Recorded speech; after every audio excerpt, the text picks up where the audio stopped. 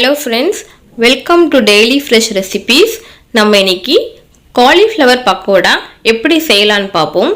நான் வந்து பீஸா கட் பண்ணிட்டு இது வந்து சுடு தண்ணியில போட்டு எடுத்துக்கோங்க. அப்ப அதுல இருக்கிற germsலாம் வந்து நமக்கு இல்லாம போகும். அதுக்காக இந்த மாதிரி பீஸா கட் பண்ணிட்டு 2 ஸ்பூன் வந்து டர்மரிக் பவுடர், 2 ஸ்பூன் வந்து chilli powder ஆட் பண்ணிருக்கேன். சரிங்களா? மிளகாய் தூள், மஞ்சள் தூள் ஆட் பண்ணிட்டு கடலை மாவு நமக்கு தேவை. சரிங்களா? சோ பேசன் பவுடர் வந்து நான் வந்து 3 ஸ்பூன் ஆட் பண்றேன். சரிங்களா? அதை ஆட் பண்ணிட்டு நம்ம வந்து ரைஸ் ஃப்ளோர் நமக்கு தேவை. ரைஸ் ஃப்ளோர் பாத்தீங்கன்னா கிறிஸ்பினஸ்க்காக தான் நான் ஆட் பண்றேன். இது வந்து நான் வந்து 2 ஸ்பூன் ஆட் பண்ணிக்கிறேன். சரிங்களா? ஆட் பண்ணிட்டு நமக்கு வந்து கார்ன்ஃப்ளவர் மாவு தேவை. சரிங்களா? அது வந்து பைண்டிங் ஏஜென்ட், அது கொஞ்சம் ஆட் பண்ணிட்டு உப்பு வந்து தேவையான அளவுக்கு ஆட் பண்ணுங்க. இது எல்லாமே ஆட் பண்ண பிறகு நம்ம என்ன பண்ணணும்னா நல்லா வந்து மிக்ஸ் பண்ணணும். சரிங்களா?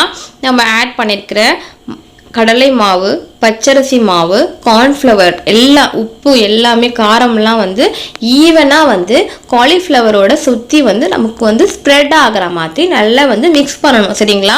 நமக்கு வந்து ஏற்கனவே தண்ணி இருக்கும், அதில் நம்ம வந்து ஹாட் வாட்டரில் போட்டு எடுத்துருக்கோம் இல்லைங்களா காலிஃப்ளவரை. ஸோ ஆல்ரெடி கொஞ்சம் ஈரம் இருக்கும் அதில்.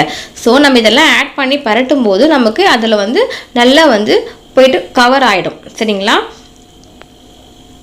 அப்படி இல்லைன்னா கொஞ்சம் தண்ணி தெளிச்சிக்கலாம். ரொம்ப அதிகமாக ஊற்றாதீங்க, கொஞ்சமாக தண்ணி தெளிச்சிட்டு நம்ம வந்து மிக்ஸ் பண்ணலாம். சரிங்களா? இப்போ நம்ம நல்லா இந்த மாதிரி கரண்டியில் மிக்ஸ் பண்ண வாட்டர்மெலனா கை போட்டு மிக்ஸ் பண்ணுங்கள்.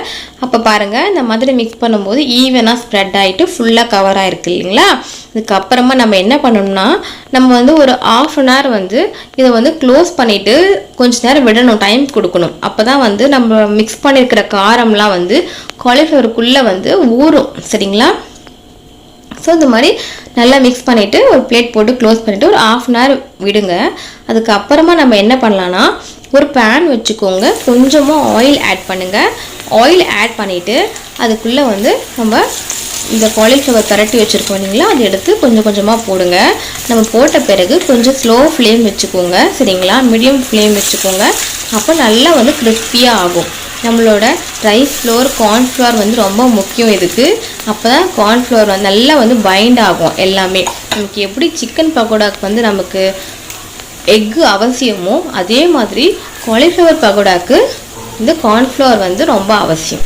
அப்போ தான் இந்த மாவு நம்ம மிக்ஸ் பண்ணுற மாவு வந்து தனித்தனியாக வராமல் காலிஃப்ளவரில் நல்லா பைண்ட் ஆகிட்டு பக்கோடா மாதிரி நமக்கு ஷேப்பில் கிடைக்கும். அதுக்காக தான் வந்து கார்ன்ஃப்ளவர் வந்து ரொம்ப அவசியம் சொல்கிறேன். சரிங்களா? இப்போ பாருங்கள், நான் சொன்ன இன்க்ரீடியன்ட்ஸ் அப்படியே ஃபாலோ பண்ணுங்கள். செம டேஸ்டியாக கிறிஸ்பியான காலிஃப்ளவர் பக்கோடா உங்களுக்கு ரெடி ஆகிடும். சரிங்களா?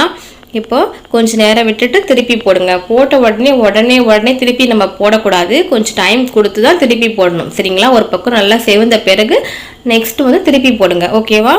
இப்போ நம்ம காலிஃப்ளவர் பக்கோடா ரெடி ஆகிடுச்சு, நல்லா கிறிஸ்பியாக ஆகிடுச்சு. அது வந்து ஈவினிங் ஸ்நாக்ஸ் வந்து செமையாக இருக்கும் நமக்கு, ஸ்நாக்ஸ் டைமில் சாப்பிட்டோம்னா. அதே மாதிரி ஃப்ரைட் ரைஸ்க்கு இது நல்ல காம்பினேஷன். சரிங்களா? நல்லா செஞ்சு பாருங்கள் மை டியர் ஃப்ரெண்ட்ஸ். எப்படி இருக்குது சொல்லிட்டு கமெண்ட் பாக்ஸில் கமெண்ட் பண்ணுங்கள். If you like my channel please subscribe. Thanks for வாட்சிங் மை டியர் ஃப்ரெண்ட்ஸ். தேங்க்யூ.